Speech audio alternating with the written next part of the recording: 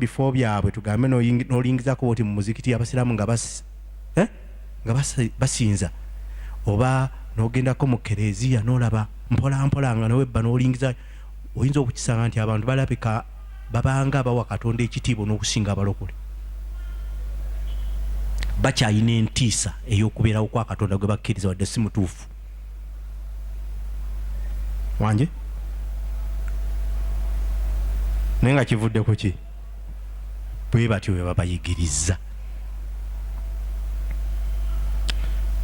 bwe batyo bagambye okwogera eri Katonda mukowoole situla akatebe tambula weetooloole kakati eyo sinema gy'okozaawo ne bagikwata ne bagitwalira eri omuntu ne bagamba wuno alina kyasaba senga azze mu maaso go ng'akola ebyo kyasaba oyinza okimuwa eyo essaala okimanyi nti oyinza ogyegaana in the name of Jesus nokutambula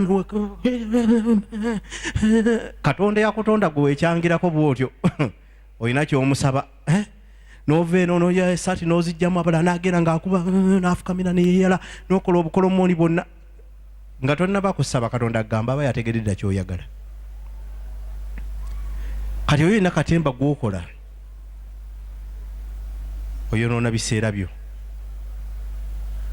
ke kanyirike nabagambye mu mubuulizi 5 okuva ku emuddamu ogisome nyina nti weekuume ng'ojja mu kubeerawo kwa Katonda beera mu malirivu okweteekateeka okuwulira okusinga by'ogenda okwogera nti era n'ebyoyogera fuba okulabanga ebigambo byo bitono kubanga kikafuwa okumala okwogera ekigambo ekimu Katonda n'ageza okukubuuza wabadde oyogera ki n'omugamba ekyo nabadde sitegedde agamba nti ekyo kigenda kuyimusa bamalayika be bajje boonone emirimu gyo gyonna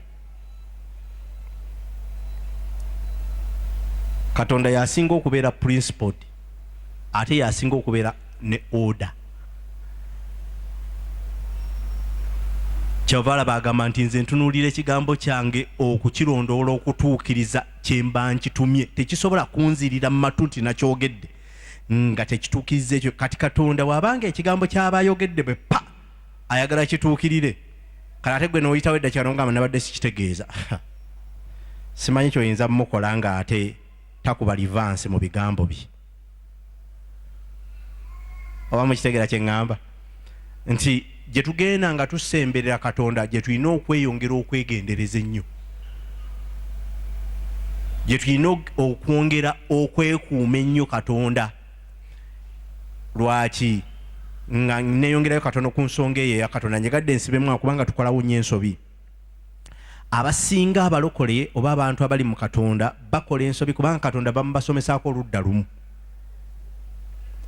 kyemumumanyiiko mwana gwa ndiga musaasizi atwagala asonyiwa akola biki tebakugambako nti omwana gw'endiga ate oludda olulala mpologoma ya Yuda Katonda alina enjuuyi bbiri ayina oluuyi obubi bwonna bwolaba obuli mu nsi ne mu ggulu Katonda yeyabukola era ye yasalawo nti kino kibi kino kirungi naye olwo oludda luli akyaterese lutereke naye nga nalwo gye luli kyobola Bayibuli egamba nti se nga Katonda amala n'akukyukira oliddukirawa nti Katonda bw'abeera mulabewo ani alikulokola mu mukono gwe wanje so kakati twekuume nnyo kubanga gye tugenda tutuuse mu mbeera egenda okutusobozesa n'okutuwaliriza okusemberera Katonda naye nga tumusemberera tumwekuume nnyo kubanga ate yasinga obubi ate yasinga obulungi mu bintu byonna ebiri negative n'ebiri positive yasembayo kyava gamba nze Alpha and Omega mu buli kyonna mu bibi ye Alpha and Omega ne mu birungi ne mu maanyi byonna by'olowoozaako yasembayo ku ntikko ya buli kintu amiina agamba nti bwe bati balirinyirira ekifo ekyo era n'ayogera nange nti raba okutuusa ennaku 2023 bwe ziriyitawo ekifo kya Mukama Katonda ne kiryoka kitukuzibwa ennaku ezo bw'ozigabanyamu 365 oba 6 ojja kufunamu emyaka nga 3.5 egijjudde. Mukama yeebazibwe. Amiina. Nti ekiseera ekyo ekyekifo kya Katonda okulinnyirirwa n'okutaganjulwa sitaani n'ababi okukiyingiramu n'okugyawo ekitiibwa kya Katonda n'abantu obutassaamu Katonda. Katonda yagamba agenda kukiwaayo. Lwaki? Mu kiseera ekyo kigenda kukola nga akasunsula eri abalokole abagenda okunywerera ddala mu bulokole, n'abadde ababalokoka bajja kuba babalokoka naye nga bwe balokoka bajja kuba balokokera ddala. Munfuna bulungi? Ate eriyo abali mu bulokole abagenda obufuluma olw'embeera okukaawa. Kiseera kyakukola nga kasunsula ekyo kyolaba ekyokulinyirira ekifo. Awo Katonda wagenda okulaba abeekweka mu basabi nga tebasaba, wagenda okulaba abeekweka mu batendereza naye nga tebatendereza. Mukama yeebazibwe. Wagenda okulaba abeekwese mu bulokole naye nga si balokole. Embeera egenda kukaawa, abatali balokole bajja kuddukayo bafulume, n'abo abanaababakooyo bibi bwe banaayingira mu bulokole bajja kulokokera ddala. Lwaki? We twogerera olwaleero waliyo omulokole nga mulokole misana, ekiro tabeera mulokole. Kati embeera eyo ejja kusalawo asigale oba talokose oba alokose. Mukama yeebazibwe. Amiina. Gye tugenda mu maaso eyo bangi abalina ebitiibwa leero, ba bishopu, ba pasita, ba profeti, ba aposo, ba dokita, abalala ba profesa kati babyejjako, abalala ebitiibwa babimalayo dda kati banoonya. Oba mu kitegeera kye ŋŋamba? Gye tugenda mu maaso abagenda byegaana bangi. Kwanje kasinema ke nabalazeeko gye wakalabyeko asoose, akasoose ako gye tugenda mu maaso bangi bagenda byegaana ng'oli omuyita pasita mu bantu. Embeera waliwo egenda okujja egenda kutereeza buli muntu mu layini.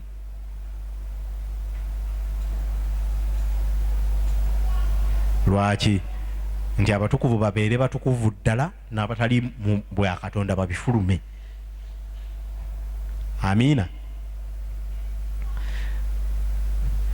Njagadde okulaga obunyiriri obwo nga nkunnyonnyola amakulu ag'olutalo olwo lwe bayita olw'eggaafu. Ngenda kuba nga nkulagako katono ku butambi obunnyonnyola ekyo kye tuva okusoma, olabe olutalo luno bwe lwakolebwamu, olabe Saddaamu gwe boogerako. Oluvannyuma nja kujjawo tutandike okwogera ku Uganda mu ddakiika ezisigaddeyo entono. Mukama yeebazibwe. Katukozeseyo obudakiika buno tube nga tulaba akatambi kano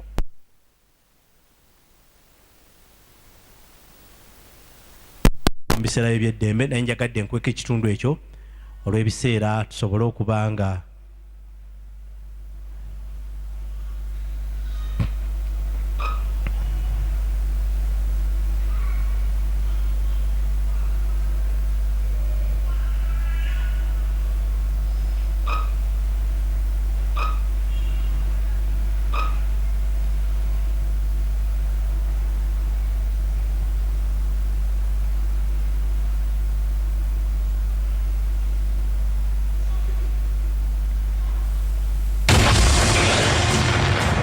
For 23 years, the sadistic tyrant Saddam Hussein rules Iraq with an utter contempt for humanity.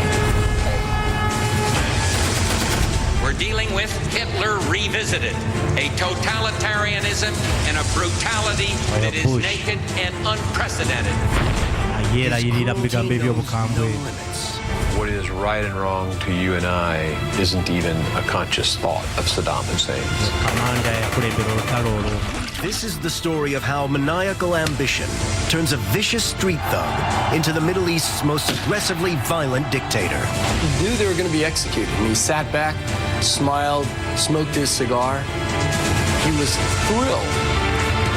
And how his murderous quest to dominate the Arab world comes to a humiliating end when he's found cowering in a hole.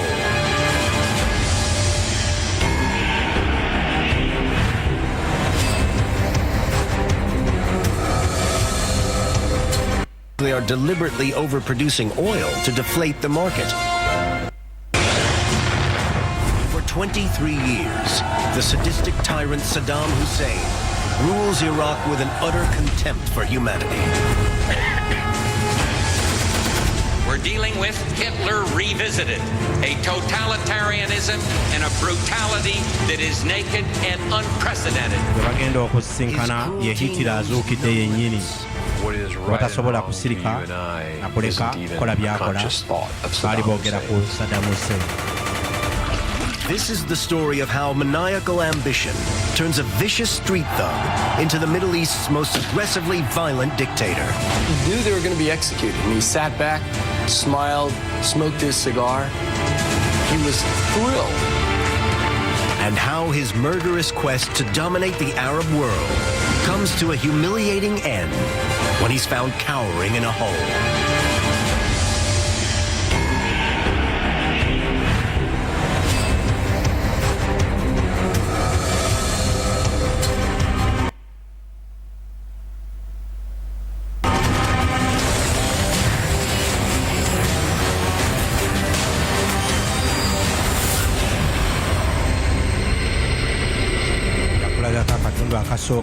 Then tubuukeko mu maaso awo. By August 2nd, 1990, Saddam Hussein's uniquely sadistic regime has terrified Iraq for over a decade. But his megalomania reaches dazzling new heights when he sends his 1 million man strong army to invade his tiny Arab neighbor, Kuwait. Saddam's invasion of Kuwait was perhaps his most colossal miscalculation. He didn't think that the United States was going to react militarily. In the past, the West has let him get away with far worse. But this decision marks the beginning of the end to a lifetime of cruelty and viciousness that started a little more than a half-century earlier.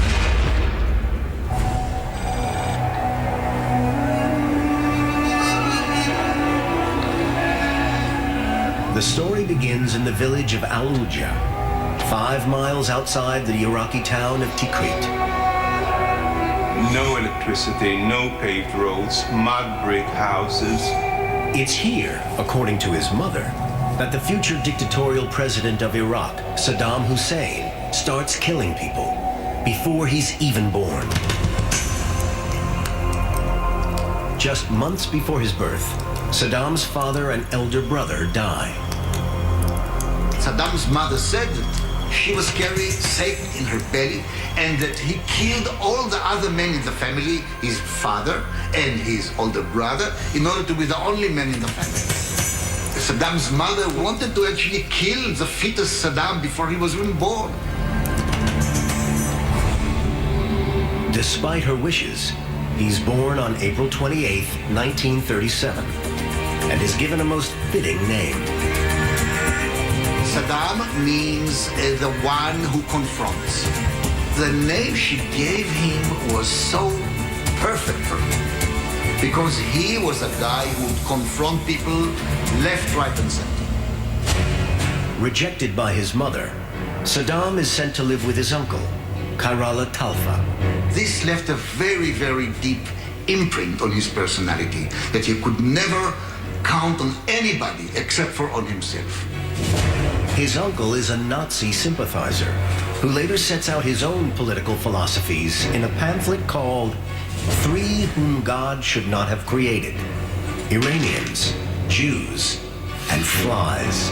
Kairala Talfa was an anti-Semite to the bone. It's very reminiscent of Goebbels, of the Nazi propaganda.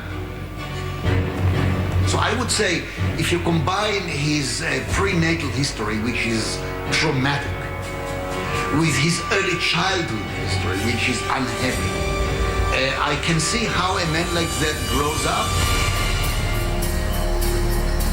Meanwhile, his oil-rich country, long dominated by the British Empire, is dealing with its own turmoil. And in 1958, General Abdul Karim Qasem leads a military coup to dethrone Iraq's puppet monarchy and drive out the British. Quickly, Qassem's regime is plagued by power struggles and dissent. Having joined the Ba'ath Party, a radical secular nationalist movement a year earlier, Saddam eagerly supports its goals of taking over the country. He joined the Ba'ath Party because it was the most activist political party in Iraq of the 1950s. Their plans include assassinating General Qassem, and there's a young street thug named Saddam Hussein they think is just the man for the job.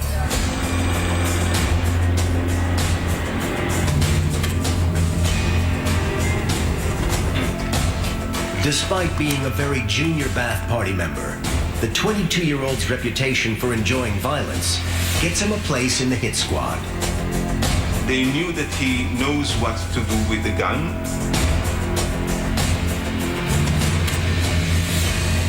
Saddam arranged two squads on both sides of the road like this, and Qassem in his jeep was driving here, like this. Of course, if you shoot from both sides, you have a better chance of hitting the jeep than if you shoot from only one side, right? The two squads started shooting at each other.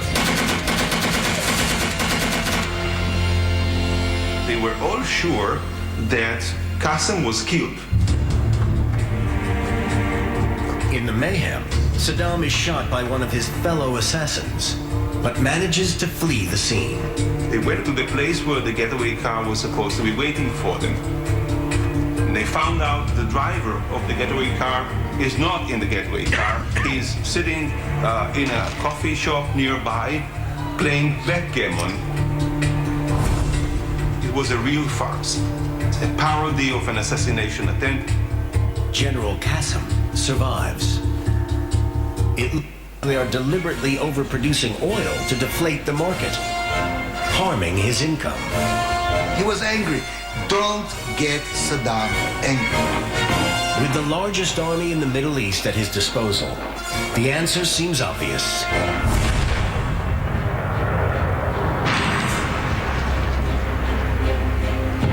In August 1990, he sends more than 100,000 troops into Kuwait.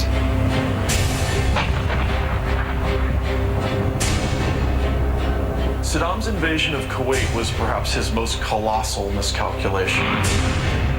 His error is that this time his enemy has friends. This will not stand. This will not stand, this aggression against Kuwait. You have people who are essentially sworn enemies coming together to say, no, this is not going to be tolerated. Even Syria and Egypt, the United States and Russia unite to oppose the invasion.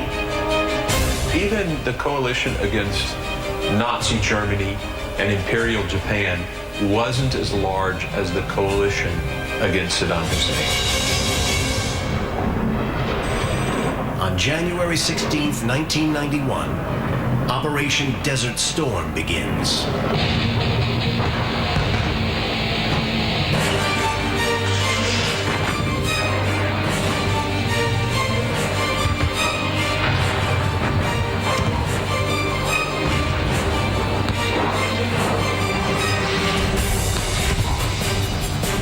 U.S. General Norman Schwarzkopf rolls over Saddam's million-strong army in just 100 hours.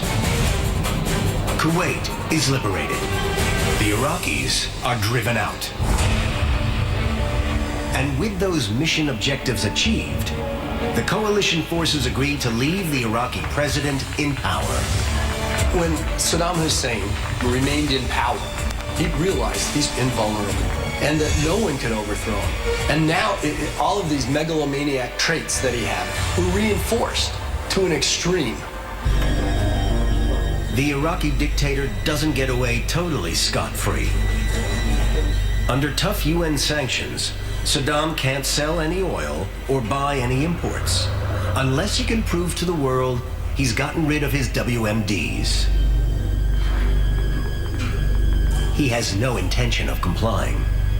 All I know is I want to go down this road, and I'm being told I can't. We are inspectors. We want out. Your policy people can't get them out of the car. Please stop. I cannot. Please stop. For the next decade, he allows sanctions to inflict endless suffering on his people, rather than open up to UN inspectors. In 1 year alone, UNICEF estimates up to 100,000 Iraqi children die for lack of food and proper medical supplies. Then, Al-Qaeda's 9/11 attacks on America change everything. Saddam's defiance of UN weapons inspectors searching for WMDs causes the US to redefine his threat level. States like these and their terrorist allies constitute an axis of evil, arming to threaten the peace of the world. Saddam Hussein must now decide, give in to the West or risk the end of his days in power.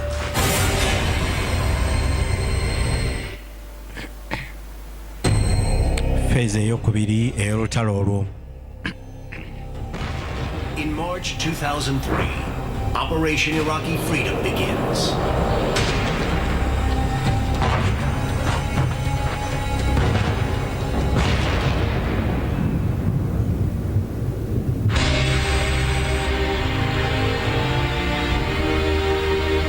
Just 3 weeks later, U.S.-led coalition forces occupy Baghdad. Among them is U.S. Army Dr. Mark Green.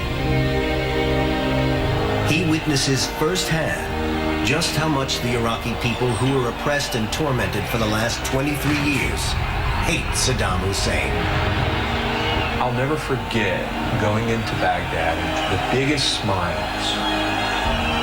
To say they were elated, I think would be an understatement. They were kissing one another. They were kissing us. They were running out and giving kisses to American soldiers. It was amazing.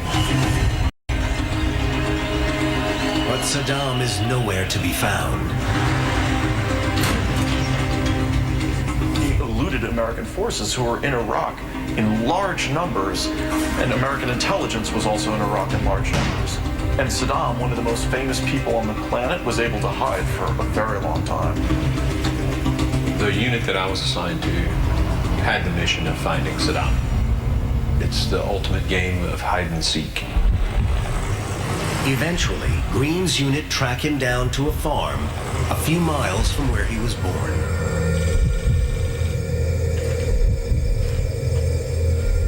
I'm listening to it over the satellite radio. The guys are giving off the various checkpoints and code words for meaning that this building's been checked, this building's been checked.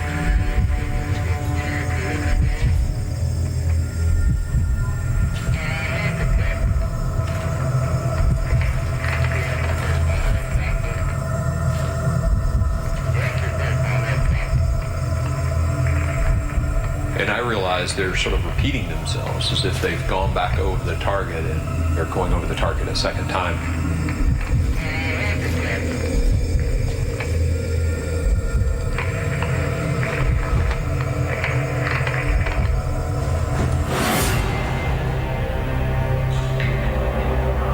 I heard the operator come on the radio and say, "We've got jackpot." We've got jackpot, code word for Saddam. And I'm in the back of a helicopter jumping up and down, giving high fives to my buddy because we just captured Saddam Hussein. It's pretty cool. We didn't get Hitler, we didn't get Pol Pot. We got Saddam Hussein. Ladies and gentlemen, we got him.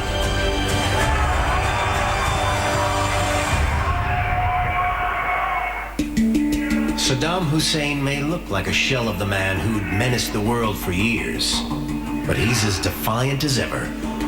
He gets flown to this sort of intermediate area, and they take the hood off, and he's paraded through a cordon of special operators.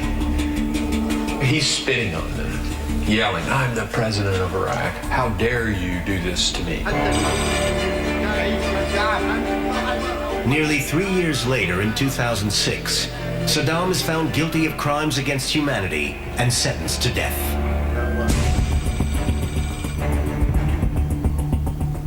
On the day of execution, Saddam reportedly refuses his last meal.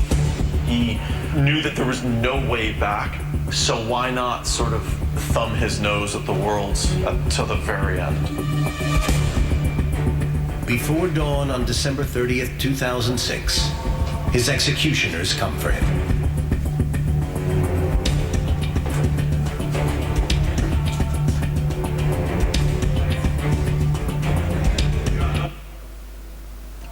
Ako katukakomyawo Mukama yeebazibwe mukulika eyo bw'onoddamu n'osoma Daniel essula ey'omunaana ebimu ku bye tusomye mu nnyiriri ezo entono bye bimu by'olabyeko awo olutalo olwo okuwamba amawanga agabiri agakola Babuloni ey'edda baakawambako eggwanga limu ejjembe limu ku mayembe abiri endiga ensajja geeyina ejjembe eryo lyerikiikidde Iraaka bagenda kumenya ejjembe eryokubiri ndoza n'omwaka guno oba ogujja tegunnaggwako bagenda kukola olulumba olw'eggwanga erya Iraani olutalo lwa Iraani lugenda kuba lw'amaanyi okusinga ku lwa Iraaka.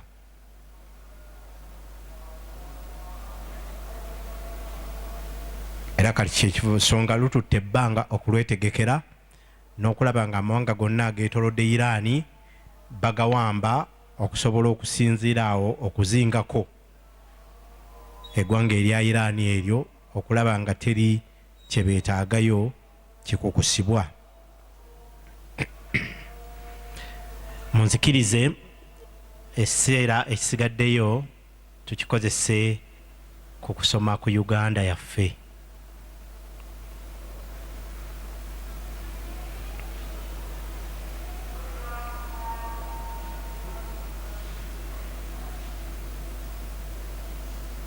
Nja kusaba bw'oba olina Bayibuli yo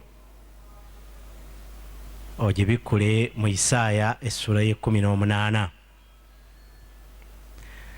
Simanyi oba waliwo alina Bayibuli eya Good News. Alina Bayibuli ya Good News. Waliwo asobola okufuna Bayibuli ya Good News? Administrator waffe oluusi atubeera nayo mu ofiisi awo Bayibuli ya Good News. Kyekimu ne Bayibuli endala waliwo agiyina awo oyinza okugituweera wano omuntu asobola okufuna akazindaala awo n'atusomeramu. Njagadde nkozese Bayibuli eyo kubanga egenda kusembereza enzivuunulo eri mu Bayibuli endala mu bigambo by'osobola okutegeera kubanga otandika butandisi. Mukama yeebazibwe. Naye nga na Good News byeyogera bye biri ne mu Bayibuli endala, naye ebiri mu Bayibuli endala byawandiikibwa ku mirembe gyaddako. Mukama yeebazibwe. Naye nga amakulu ge gamu kati okuba tojja kufuna mangu bitabo bikunnyonnyola kugaziya. Njagadde tusome butereevu okuva mu Good News eno gye ngenda okukozesa wano ya King James, naye nga njagizako okukwanaganyiza ennyiriri ezo 7 otegeere ekiri mu Isaaya essula ye-18. Isaaya essula ya 18 eyogera ku Uganda.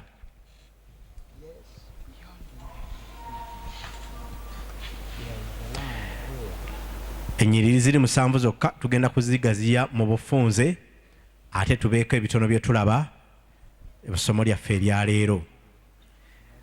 Akanyiriri tugenda kubanga tusoma kanyiriri nkunnyonnyole kye kategeeza. Mukama yeebazibwe.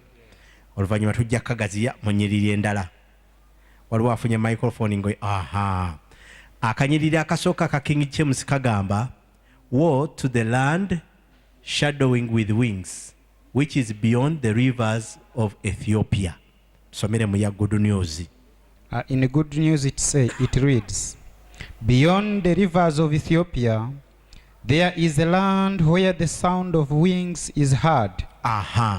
Agamba nti beyond the rivers of Ethiopia. Akagamba ka Ethiopia ojja kalaba bakatekako akanyukuta akatono awo ebbali. Akagamba ako kalaga nti bokka wansi mu footnotes bakunnyonnyola ku Ethiopia gye boogerako. Bayibuli ezimu zirina ekigambo Abyssinia ez'enzivunulo ey'edda, endala zirina ekigambo Kush, endala zirina ekigambo Ethiopia, endala zirina ekigambo Sudaani. Amakulu g'ebigambo ebyo byonna ge gamu, gategeeza oba gakiikirira ekika ky'abantu abaddugavu. Bw'okebera mu Bible Dictionary amakulu gagamba the sun-baked people. abantu abaddugavu oba mu y'Oluganda abakikuusikuusi kush mukama yeebazibwe. So kati wansi mu footnotes bakugamba nti boogera ku kitundu, oyinza okusoma bu notice obwo wansi oba obulabye mu Good News ekitundu kye boogerako. This one is referring to that see the word list. Kati boogenda mu word list eyo ku Bible gyekoma. Bible endala zo zirina bu footnotes wansi awo egamba nti boogera ku kitundu ekya ku munsi omugga Nile we gusibuka, the upper Nile. Mukama yeebazibwe nti ekitundu ky'ensi omugga Kiira oba Nile gye gutandikira nga gukulukuta. Mukama yeebazibwe. Bonoogenda mu footnotes. It says the ancient name of the extensive territory south of the first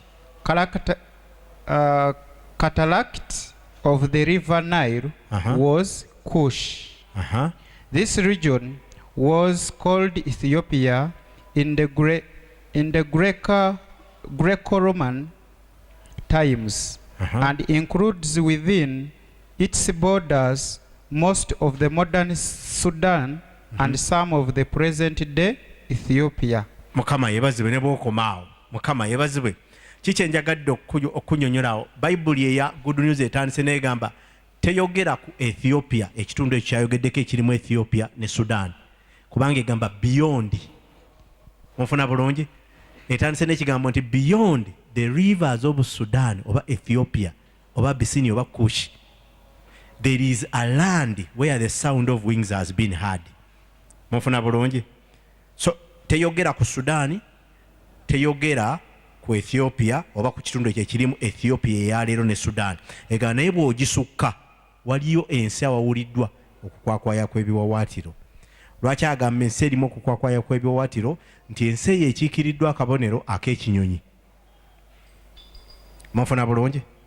Ekirala akanyirira ak'okubiri katusomere eno egamba nti that sends ambassadors by the sea in vessels of brashes upon the waters, saying, Go, ye swift messengers to a nation scattered and peeled, to a people terrible from their beginning hitherto, a nation meted out and trodden down, whose land the river have spoiled. Good News. It reads, From that land, ambassador come down the Nile in the boats made of reeds. Go back home, swift messengers. Take a message back to your land divided by rivers, to your strong and powerful nation, to your tall and small-skinned people, who are feared all over the world. Mukama yebazibwe. Akanyirira aka ka Good News kagamba nti muddeyo mangu mmwe ababaka abangu eri ensi eyo etuma ababaka mu maato ag'ebibaya ku mugga Nile. Munfuna bulungi? Ekyo kitegeeza kinti bwe tuba tunoonya ensi gy'ayogerako tulina okunoonya ku maapu y'ensi, ensi ezirimu omugga Nile kwe tutandikira. Mukama yeebazibwe. Ensi mmeka ezigabana omugga Nile? Zitandikira wa? Uganda, Sudan and Egypt. Ne Egypt. Ku nsi ezo kwe twagala okutunuulira ensi gy'ayogerako. Atugambye erimu busukka bwa Sudan ne Ethiopia. Eteekwa okubaamu omugga Nile, eteekwa okuba nga ekiikiriddwa ekinyonyi, ewuliddwamu okukwakwaya kw'ebiwawaatiro. Agambye nti mugendemu ababaka mangu eri eggwanga eryo lyayogerako nti yawuddwamu emigga emirala mingi. Mukawulidde ako? Kaddemu okabasomere mu lunyiri olwokubiri. Take the message back to your land, divided by rivers. Divided by rivers. To your strong and powerful nation. To your strong and powerful nation. To your tall and small-skinned people. To your tall and small-skinned people. Who are feared all over the world. Who are feared all over the world. Soko komao. Kakati ku nsi essatu ezirina omugga Nile. Ffenna tukimanyi nti Sudan mugga Nile gwokka gwe gulimu. ne Egypt erina mugga Nile gwokka. Ekyo ne kireka Uganda nti erimu omugga Nile ate yawuddwamu emigga emirala mingi. Onfuna bulungi? Migga ki emirala gy'omanya egiri mu Uganda? Wangi? Mugga ki? Seziwa? Katonga, Mayanja, Semuliki, Katonga, Manafa, Riverside na Kivubo n'oguli wano mwagwerabira Mpologoma. Mukama yebazibwe. Emigga mingi nnyo abamu tebamanyi nti ogwo mugga tegukalira ogwo gwolaba. Mukama yebazibwe. Amiina. So yawuddwamu emigga mirala mingi. Ekirala kyayogedde mu bubonero obuli awo nti abantu b'ensi eyo bawanvu. Eggwanga eryo bagwanvu, tall, smooth skinned people. Bawanvu. Ffe wano mu Uganda tetulina bantu bampi. Abantu abali mu Uganda abampi baava Congo. Bolaba bali erwenzo eyo bayita ba pygmies. Bakonjo n'abaki. Besi yaabwe eri Congo. Naye wano abantu batandikira mu fuuti 4, 5, 6 ofoono. Mukama yeebazibwe. Ekirala abantu bayogerako mbu balina olususu olunyerekefu, smooth skinned people. Kwata mu kyenyi kyo bw'oti. Kikyolaba mu ngalo zo. Kyayogeddeko ekyo, smooth skinned people. Omuzigo ogwo bannakenya tebaguyina, n'abatanzania tebaguyina, n'abakongo tebaguyina, n'abasudan tebaguyina. Era singa ova wano n'ogenda e Kenya bakulabira ku muzigo ogwo ne bamanya nti oli munnauganda. Tebatawana kubuuza kasi abalaba ng'onyereketa face bamanyira nti oyo ava mu Uganda. Ne bw'ogenda e Tanzania ekyo kikolebwa mbeera ya nsi eno Katonda kubanga agironda. Kasita osala ensalo za Uganda mu abaali bafunyeeko omukisa ng'otambulidde mu baasi, kasita osala ensalo embeera y'obudde ekyukirawo ku mawanga gonna gatwetoolodde. Kasita osala ensalo za Uganda eno ettaka ggimu eri terikimera, eno empewo eba ennyogoga ebanga ya essi. Kasita osala ensalo empewo eba nkalu. Ayongedde n'akugamba nti abaabanga ab'entiisa kasookedde nga babaawo na guno gujjwa. Ekyo njagala okulaga mu history waffe mu bufunze. Lwaki tuli bantiisa?